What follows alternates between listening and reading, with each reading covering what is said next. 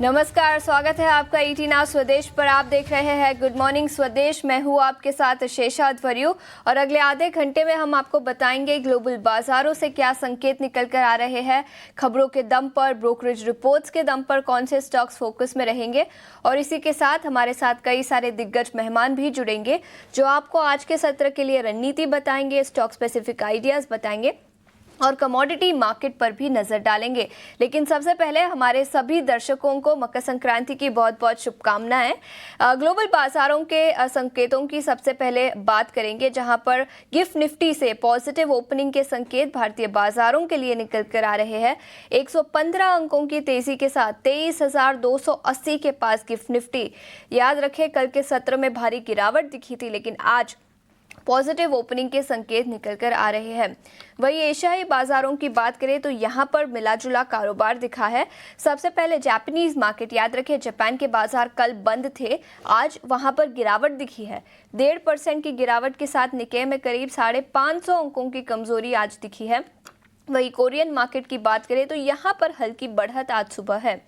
Hong Kong और चीन के बाजारों में भी हल्की सी बढ़त है। हांगकांग के इंडेक्स की बात करें तो 0.4% की तेजी के साथ यहां पर कारोबार दिखा है।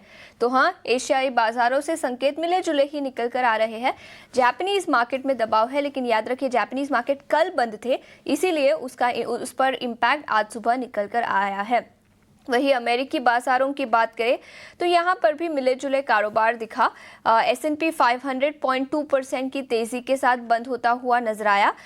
वही नैस्डैक की बात करें तो चौथे दिन लगातार यहाँ पर गिरावट दिखी। लेकिन एशियाई बाजार और अमेरिकी बाजार से बाकी क्या संकेत है और कमोडिटी मार्केट में किस तरह का एक्शन दिखा है, ये बताने के लिए हमारे साथ अभिषेक जुड़ चुके हैं। अभिषेक, गुड मॉर्निंग। बताएं, कल ब्रेंट क्रूड $81 पर बैरल के पार निकलता हुआ नजर आया था। कमोडिटी मार्केट में किस तरह का एक्शन दिखा है?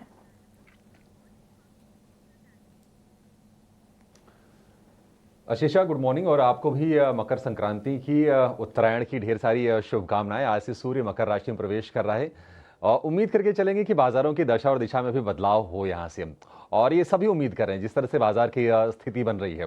23,000 के मुहाने पर आकर निफ्टी खड़ा है। हालांकि आज गिफ्ट निफ्टी संकेत दे रहा है 100 अंकों से ज्यादा की बढ़त के साथ शुरुआत की। ग्लोबल संकेतों की बात करें, देखिए कल वीक क्यूज थे क्योंकि जॉब रिपोर्ट के बाद हमने देखा था कि अमेरिकी बाजारों में तेज गिरावट आई थी। आज संकेत वहां से ठीक है, लेकिन क्या ये संकेत हमारे भारतीय बाजार लेंगे, कितना लेंगे, किस हद तक लेंगे? गैप अप ओपनिंग के संकेत गिफ्ट निफ्टी दे रहा है, लेकिन भगवान जाने कि ओपनिंग के बाद की स्थिति क्या होगी, क्योंकि बाकी जो चीजें हैं थोड़ी सी बाजार को टेंशन वो निश्चित तौर पर दे रही हैं। अगर हम अमेरिकी बाजारों की चाल की बात करें तो अच्छी चीज ये हुई है कि एक दिन में ही जॉब रिपोर्ट को लेकर जो डर था उसको कल दूर करते हुए बाजार दिखाई दिए और नैस्डैक और डाउ जोन्स दोनों के दोनों डे हाई पर जाकर क्लोजिंग दी है।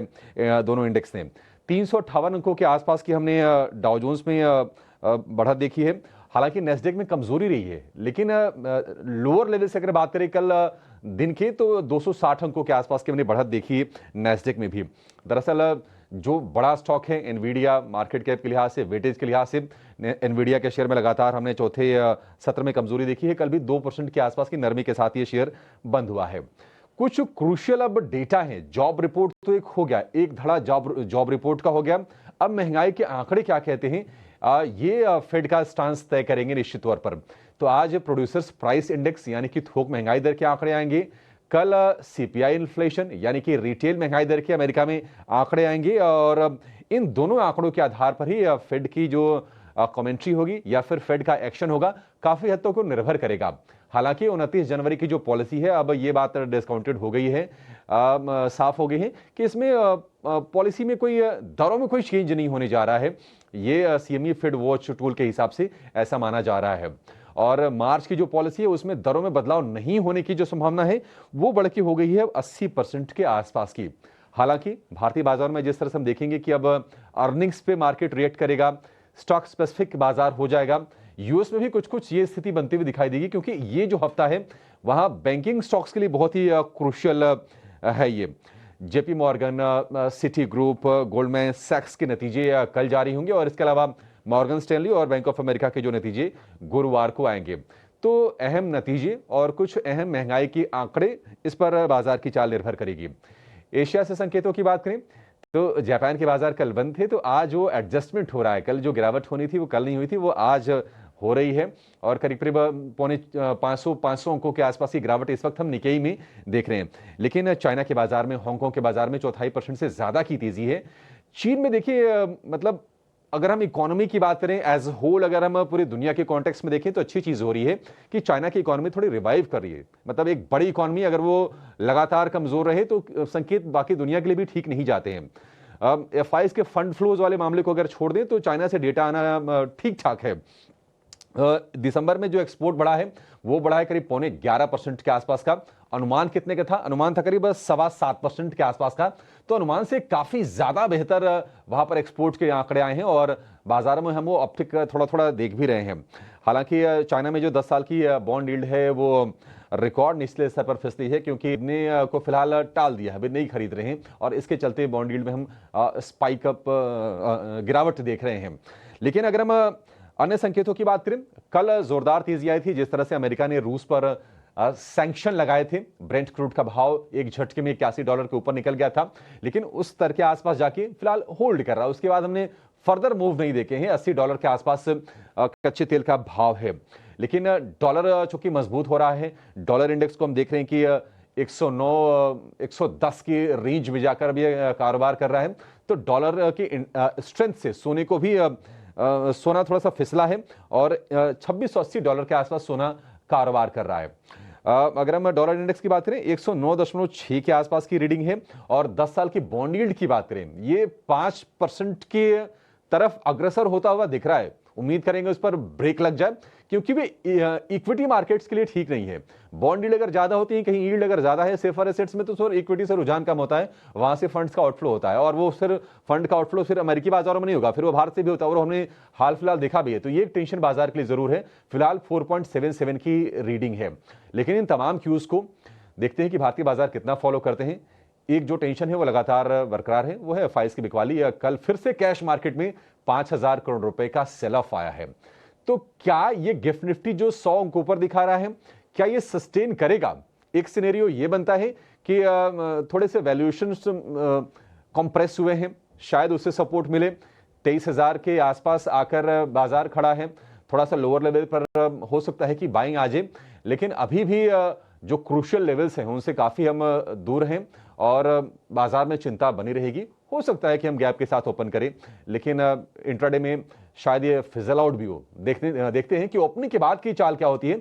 ओपनिंग के बाद का 1 घंटा बड़ा क्रूशियल होने वाला है। हालांकि संकेत ग्लोबल मिले जुले, एशिया से संकेत की बात करें ठीक ठाक संकेत हैं। बाजारों से संकेत मिले जुले, एशियाई बाजारों से ठीक ठाक और कच्चे तेल में भी थोड़ी सी सुस्ती आज सुबह निकल कर आई है। एफआईआईज और डीआईआईज के आंकड़ों पर एक बार विस्तार में चर्चा कर लेते हैं। याद रखें एफआईआईज ने करीब 5000 करोड़ की बिकवाली कल के सत्र में की। वही डोमेस्टिक इंस्टीट्यूशनल इन्वेस्टर्स फिर एक बार खरीदारी करते हुए नजर आए।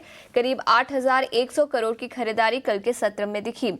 इंडेक्स फ्यूचर्स में 1400 करोड़ की बिकवाली, इंडेक्स ऑप्शंस में करीब 28,000 करोड़ की खरीदारी दिखी। स्टॉक फ्यूचर्स में 2250 करोड़ की खरीदारी, वही स्टॉक ऑप्शंस में करीब 3,400 करोड़ की बिकवाली कल के सत्र में दिखी। लेकिन याद रखिए 7वें दिन लगातार फॉरेन इंस्टीट्यूशनल इन्वेस्टर्स ने कैश मार्केट में भारतीय बाजारों में बिकवाली की है और ये ट्रेंड कल भी कंटिन्यू होता हुआ नजर आया। लेकिन कल के 1.5% की गिरावट के बाद आज कौन से लेवल्स पर नजर रखनी चाहिए, ये बताने के लिए अब हमारे साथ अंश जुड़ चुके हैं। अंश, गुड मॉर्निंग। 23,100 के नीचे निफ्टी बंद होता हुआ नजर आया। कौन से लेवल्स पर नजर रखे निफ्टी और बैंक निफ्टी दोनों के लिए? बिल्कुल, पिछले सेशन की गिरावट थोड़ी बड़ी थी। मार्केट कैप इरोशन देखे तो 10 लाख करोड़ से भी ज़्यादा होता हुआ नजर आया था। अब निफ्टी की स्पेसिफिकली बात करें तो सपोर्ट से ज़्यादा इंपॉर्टेंट यहाँ पे रेजिस्टेंस है, क्योंकि ऑलरेडी दोनों ही Nifty bank 7 month low level पर ट्रेड करते हुए नजर आ रहे हैं। रेजिस्टेंस की बात करें तो जो नवंबर लोज था जहाँ पे सपोर्ट होना चाहिए था 23,250 पे, वही अब रेजिस्टेंस की तरह एक्ट करता हुआ नजर आ सकता है। इसके ऊपर अगर दूसरा रेजिस्टेंस देखे तो 23,500 का, जो कि पहले काफी अच्छा सपोर्ट था, वो भी अब रेजिस्टेंस के तौर पे एक्ट करता हुआ नजर आ सकता है।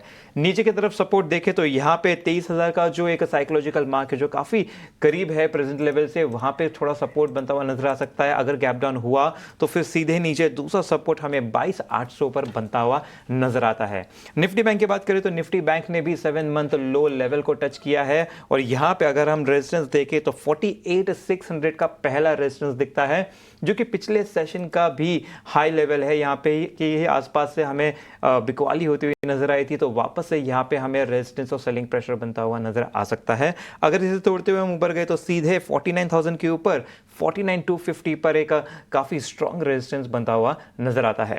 सपोर्ट की बात करें तो नीचे की तरफ सपोर्ट हमें 47,500 पर नजर आता है। 7-8 महीने पहले इसी लेवल के आसपास से एक अच्छी खरीदारी आई थी, एक अच्छा रिवर्सल आया था, तो यहाँ पे एक बाउंस एक्सपेक्ट किया जा सकता है।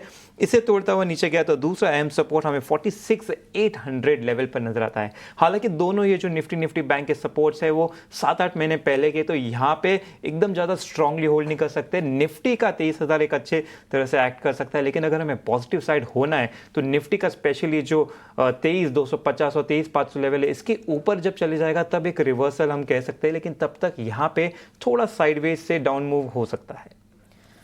ठीक है, तो ये कुछ लेवल्स जहां पर आपको नजर रखनी चाहिए निफ्टी और बैंक निफ्टी पर। अंश शुक्रिया पूरी डिटेल्स के साथ हमारे साथ जुड़ने के लिए। Senior technical analyst Devang Shah हमारे साथ जुड़ चुके हैं। देवांग जी, बहुत बहुत शुक्रिया समय निकालकर ईटी नाउ स्वदेश के साथ जुड़ने के लिए।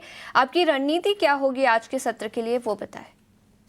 Very good morning. बात करें निफ्टी की तो हमने देखा ओवरऑल जो कल जिससे गिरावट देखने मिली थी, प्रीवियस जो सपोर्ट था निफ्टी ने ब्रेक किया है, तो अंडरटोन नेगेटिव यहाँ पे स्ट्रक्चर थोड़ा वीक हुआ है निफ्टी का। अगर यहाँ पे जिस तरीके से मैक्सिमम निफ्टी सजेस्ट कर रहा है कि गैप अप ओपनिंग के लिए, आई थिंक यहाँ पे वेट एंड वॉच करने की सलाह रहेगी। अपसाइड जो रेजिस्टेंस है वो 23,300 एक इंपॉर्टेंट रेजिस्टेंस है नॉन निफ्टी के लिए। सपोर्ट की जहां तक बात करें 22,950 22,900 एक सपोर्ट है। तो ट्रेडर्स को सजेशन रहेगा कि स्टॉक स्पेसिफिक अप्रोच रखे, अग्रेसिव बाइंग के लिए अवॉइड करने की सलाह रहेगी in this particular juncture. Stock specific की बात करें तो फर्स्ट स्टॉक यहाँ रहेगा कोल इंडिया। कोल इंडिया का ओवरऑल स्ट्रक्चर है कि डेली चार्ट पे stock lower top lower bottom structure में स्टॉक ने अपने इंपॉर्टेंट सपोर्ट को ब्रेक किया है, तो हमें लगता है इसमें और गिरावट देखने मिल सकती है। 370 का स्टॉप लॉस रखना है 353 के टारगेट के लिए। नेक्स्ट स्टॉक रहेगा यहाँ पे। सर बताएं, कंटिन्यू कीजिए। नेक्स्ट स्टॉक यहाँ रहेगा हिंदुस्तान यूनिलीवर। हिंदुस्तान यूनिलीवर खरीदने की सलाह है। ओवरऑल स्ट्रक्चर के डेली चार्ट पे स्टॉक ने एक अच्छा कंसोलिडेशन किया, वहाँ पे हमने देखा एक अच्छा मोमेंटम दिया है, तो हमें लगता है अभी इसमें अपसाइड कंटिन्यू रह सकता है। तो एक्चुअल खरीदने की सलाह है। स्टॉप लॉस रखना है 2405, टारगेट है 2520। एफएमसीजी सेक्टर से एचयूएल पर खरीदारी की राय 2520 तक के लक्ष्य नजर आ सकते हैं और इसके अलावा कोल इंडिया इस स्टॉक पर बिकवाली की राय दी है देवांग ने, जहां पर 353 तक के लेवल्स नजर आ सकते हैं। देवांग जी, बहुत बहुत शुक्रिया समय निकालकर हमारे साथ जुड़ने के लिए, रणनीति और स्टॉक स्पेसिफिक आइडियाज बताने के लिए। आगे बढ़ते हैं, खबरों के लिहाज से नतीजों के दम पर कौन से स्टॉक्स फोकस में रहेंगे वो बताने के लिए शरद अब हमारे साथ स्टूडियो में जुड़ चुके हैं। शरद, गुड मॉर्निंग। कुछ मैनेजमेंट चेंजेस हुए हैं, इसके अलावा नतीजे भी आए हैं, कुछ बड़े ऑर्डर विंस भी आए हैं, बताएं कौन से स्टॉक्स फोकस में रहेंगे। जी गुड मॉर्निंग आशीषा। तो ऑफ कोर्स अर्निंग स्पेसिफिक में जो है आपके ब्रोकिंग एरिया के स्टॉक्स बहुत आ रहे हैं, wealth management capital market stocks का है। ऑफ कोर्स एचसीएल टेक के बारे में बात करेंगे। तो सबसे पहले जो है ऑफ कोर्स एचसीएल टेक पे बात करते हैं। Largely inline set of numbers आए हैं, आप देखेंगे स्क्रीन पे, और रेवेन्यू देखें तो लगभग 4% सीक्वेंशियल बढ़ा है और कांस्टेंट करेंसी ग्रोथ भी ऑलमोस्ट 4% का ग्रोथ आया है। इंटरेस्टिंगली जो FY25 का गाइडेंस है, यहाँ पे कंपनी ने जो सर्विस रेवेन्यू ग्रोथ है उसको बढ़ा दिया गया। पहले ये आंकड़ा जो था लगभग 3.5 से लेके 5% तक का था, अब इसको नैरो कर दिया गया है। अब इसको जो है लगभग 4.5 से 5% कर दिया गया है। इसमें एक्चुअली एक CTG का एक एक्विजिशन था, तो वो एक्विजिशन का बेनिफिट आ रहा है, तो उसके कारण जो है कंपनी की रेवेन्यू बढ़ सकती है, तो इसीलिए नैरो हो गई है उनकी गाइडेंस। एबिट मार्जिन की बात करें तो यहाँ पे अनचेंज रही है वित्त साल 2025 के लिए 18 से लेके 19% का ही रेंज रहने वाला है। कमेंट्री हालांकि पॉजिटिव रही है, खासकर कि AI और हायरिंग ट्रेंड्स को लेके। एंजल वन की बात करें तो largely year on year basis पे इनलाइन है, लेकिन अगर सीक्वेंशियली देखें तो थोड़ा सा जो है डिप ज़रूर आया है, क्योंकि F&O वॉल्यूम्स और टर्नओवर्स में जो है कटौती देखने मिली है। वही आनंद राठी की भी बात करें तो ईयर ऑन ईयर बेसिस पे ग्रोथ अच्छा आया है, सीक्वेंशियली जो है फ्लैटिश रही है ग्रोथ, बट ओवरऑल जो है स्ट्रॉन्ग सेट ऑफ नंबर्स जो है आनंद राठी से देखने मिले हैं। डेल्टा कॉप की बात करें तो कमज़ोर नतीजे आए हैं यहाँ पे, और एबिटा भी लगभग 42% का गिरावट आया है, लेकिन गेमिंग स्टॉक्स को लेके जो है जिस तरह लेजिस्लेशंस चल रहे हैं पॉजिटिव मूवमेंट में, उसके कारण जो है बाज़ार जो है उनकी कमेंट्री क्या रहेगी उस पर ज़्यादा मूव स्टॉक कर सकता है। लेकिन ऑफ कोर्स बहुत सारे मैनेजमेंट चेंजेस आ रहे हैं, ये बहुत इंपॉर्टेंट है। कल हमने देखा था कि आपका एवेन्यू सुपरमार्ट में जो है मैनेजमेंट चेंज हुई थी, और अब एक और कंजम्पशन स्पेस से नाम आ रही है यूनाइटेड स्पिरिट्स की। यहाँ पे प्रवीण सोमेश्वर जो है सक्सीड करने वाले हीना नागराजन के जगह एमडी और सीईओ बनेंगे, और हीना नागराजन जो एक नई रोल लेने वाली है डियाजियो ग्रुप में। अगर इनका स्ट्रीट क्रेडिट देखें तो ये 5 साल से जो है एचटी मीडिया के एमडी सीईओ हैं, और उसके अलावा भी जो है लगभग 24 साल पेप्सिको में जो है उन्होंने बिताया है। तो ये बड़ा इम्पोर्टेंट जो है एंट्री आ रहा है। एंजल वन में अम्बरीश खेंगे जो है ग्रुप सीईओ बनने वाले हैं, उसके पहले ये गूगल पे के वीपी रोल में थे और मिंत्रा में भी मैनेजरल पोजीशंस में थे। तो ये एक इम्पॉर्टेंट डेवलपमेंट्स देखने मिल रहा है। ऑर्डर विंस पे बात करें तो बीएल को लगभग 560 करोड़ का ऑर्डर आया है अक्रॉस सेगमेंट्स का, टेलीकॉम इक्विपमेंट को लेके से इलेक्ट्रिक ऑप्टिक्स को लेके, और अब जो इनका टोटल ऑर्डर बुक 10,000 के पार हो जाता है। जेएसडब्ल्यू एनर्जी को भी एलओआई मिली है 3.6 गीगावाट की महानदी थर्मल पावर प्लांट को लेके, तो ये इंपॉर्टेंट एक्विजिशन है। पेटीएम की न्यूज़ की क्लैरिफिकेशन आई है, यहाँ पे वो कह रहे हैं कि उन्होंने जो है जो न्यूज़ फ्लो चल रही थी कि उनकी जो लेंडिंग पार्टनर है उनके साथ वो काम शुरू कर दिए हैं, और मुथूट फाइनेंस के साथ फ्रेश टाई अप में है। कंपनी ने कहा कि अभी तक कोई बयान नहीं आया है। माझगांव डॉक की बात करें तो कमर्शियल प्रोडक्शन उन्होंने स्टार्ट कर दी है इंडियन कोस्ट गार्ड के शिप्स को लेके। स्टरलाइट टेक को भी एक टाइप से सर्टिफिकेशन आई है ऑप्टिकल फाइबर केबल्स के लिए, जो ये पॉजिटिव न्यूज़ फ्लो जो है यहाँ पे देखने मिल सकता है। और आखिर में ऑफकोर्स याद रखिए अल्ट्राटेक सीमेंट और एसीसी सीमेंट पे भी नज़र रखिएगा, क्योंकि अब जेएसडब्ल्यू सीमेंट के जो है अप्रूवल आ गई है सेबी से, जहाँ पे वो आईपीओ जो है अप्रूव करने वाले हैं। लास्ट ईयर अगस्त यहाँ पे इनकी आईपीओ की डीआरएचपी भी उन्होंने फाइल की थी। तो ये इंपॉर्टेंट स्टॉक फ्लोज हैं जिन पे आपकी आज नज़र होनी चाहिए। आज यहाँ पे एक्शन देखने मिल सकता है। कई सारे स्टॉक्स जो नतीजों और इसके अलावा ऑर्डर विंस और कुछ डील्स के दम पर फोकस में रहेंगे। शरद, शुक्रिया पूरी डिटेल्स के साथ हमारे साथ जुड़ने के लिए। अभी शरद ने HCL टेक के नतीजों की बात की, उस पर कुछ ब्रोकरेज रिपोर्ट्स भी निकल कर आई है। सबसे पहले मॉर्गन स्टैनली, उन्होंने इक्वल वेट की रेटिंग बरकरार 1970 रुपए प्रति शेयर का लक्ष्य रखा है।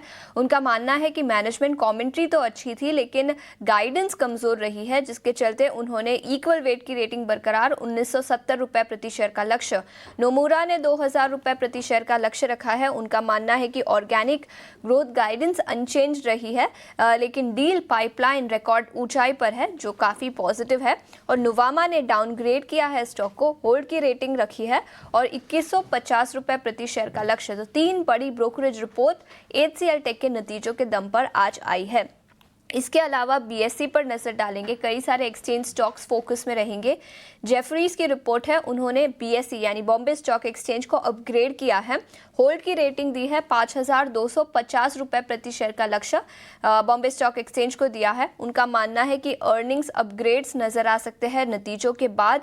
प्राइस हाइक्स भी कई सारे ब्रोकरेज हाउसेस लेंगे, जिसका पॉजिटिव इम्पैक्ट BSE पर दिखेगा।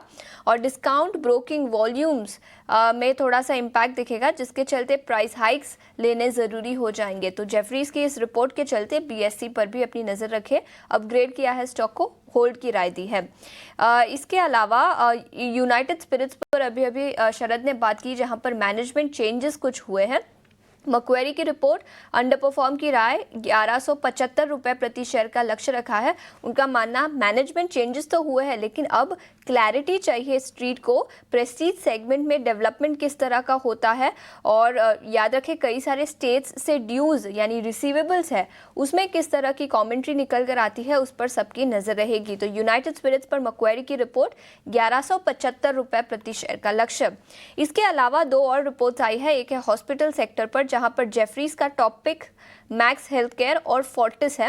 मैक्स हेल्थ केयर पर 1380 रुपए प्रति शेयर का लक्ष्य, और उनका मानना है कि 20% EBITDA CAGR कंपनी रिपोर्ट कर पाएगी FY25 से 27 के पीरियड में। और लास्ट में पावर फाइनेंसिंग कंपनीज PFC और REC पर रिपोर्ट है ICICI securities initiating coverage report है 550 रुपये प्रति शेयर का लक्ष्य PFC पर और 600 रुपये प्रति शेयर का लक्ष्य उन्होंने REC पर दिया है।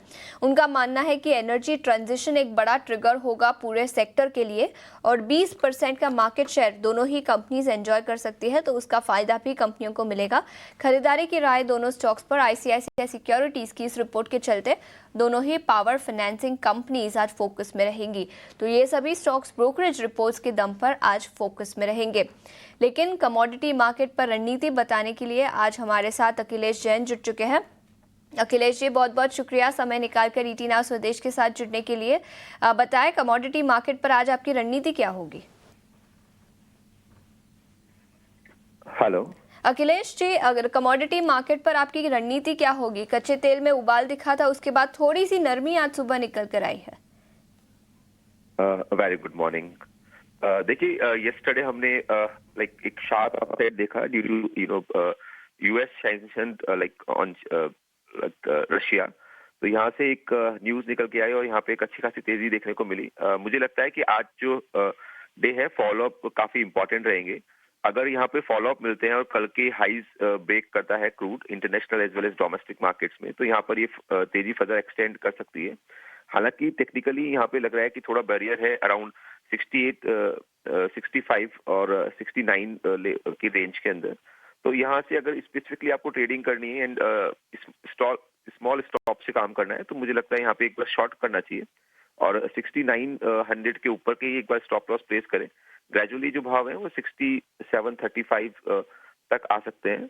6735 एक इम्पॉर्टेंट लेवल रहेगा। क्रूड में जो फर्दर डिप्स हैं इसके ऊपर ही आएंगे। ओवरऑल 6735 के ऊपर जब तक क्रूड बना हुआ है यहाँ पर प्राइजेस फर्मी रहेंगे। एज वेल एज अगर नाइमेक्स की बात करें तो सेलिंग के अंदर काम कर रहे हैं, तो 77.50 का एक स्टॉप लॉस प्लेस करके अगर प्राइजेस इन लेवल्स के ऊपर जाएंगे तो यहाँ से क्रूड के अंदर एक अच्छी खासी रैली वापस से पिकअप हो सकती है। तो इस तरह से स्पेसिफिकली आप क्रूड में ध्यान रख सकते हैं। ये नजरिया क्रूड ऑयल पर, लेकिन इसके अलावा बेस मेटल्स और सोने और चांदी, यहाँ पर आपकी क्या रणनीति होगी अखिलेश? बेस मेटल में भी हमने लास्ट वीक काफी अच्छा कारोबार देखा, एक अच्छी खासी रैली आई थी। हालांकि इस वीक फॉलो अप नहीं मिला और ऊपर के भाव से हमने दोनों ही मेटल्स के अंदर एक बिकवाली देखी। मुझे लगता है कि अभी भी ऊपर एक रेजिस्टेंस बने हुए हैं $2707 और यही MCX में एक डिसिसिव लेवल है 78,400 के आसपास। तो मुझे लगता है जब तक ये low levels decisively gold break करके ऊपर होल्ड नहीं करेगा तो ऊपर के लेवल्स से यहाँ पे बिकवाली देखने को मिलेगी। इंटरडे आपको काम करना है तो 78,375 तक के भाव मिलते हैं, वहां पर आप गोल्ड को शॉर्ट कर सकते हैं। छोटा स्टॉप लॉस रहेगा 78,425 का। ग्रेजुअली मुझे लगता है 78,050, 7780, 800 तक आज भाव देखने को मिल सकते हैं। वहीं सिल्वर में भी आप कंडीशनल सेल कर सकते हैं। 90,900 के आसपास भाव मिलता है, वहाँ पे शॉर्ट करें। ऐसा लगा है इसका 91,100 का। ग्रेजुअली इसमें भी भाव 90,200 तक मिल सकते हैं। ये लेवल ब्रिज करता है तो 1000 पॉइंट्स का और यहाँ पर एक फॉल देखने को मिल सकता है। आज एक इम्पॉर्टेंट डेटा है PPI के, काफी क्रूशियल डेटा रहेंगे। मुझे रहेगा इन डेटा को भी इवनिंग के अंदर वॉच करना चाहिए। वहीं मेटल्स के अंदर थोड़ा फर्मनेस लग रही है, डॉलर थोड़ा पॉज है। मुझे लग रहा है कि कॉपर स्पेसिफिकली ट्रेड ले सकते हैं। 826-25 का रेंज में आता है तो बाय करें। स्टॉप लॉस छोटा रखें 824 का। ग्रेजुअली ये 838 से 840 की रेंज में लगता है मुझे। अखिलेश जी, बहुत बहुत शुक्रिया समय निकालकर हमारे साथ जुड़ने के लिए, कमोडिटी मार्केट पर अपनी रणनीति बताने के लिए। इतना ही समय था हमारे पास इस शो पर। गिफ्ट निफ्टी पर नजर डालेंगे। 112 अंकों की तेजी के साथ 23,275 के पास पॉजिटिव ओपनिंग के संकेत निकल कर आ रहे हैं।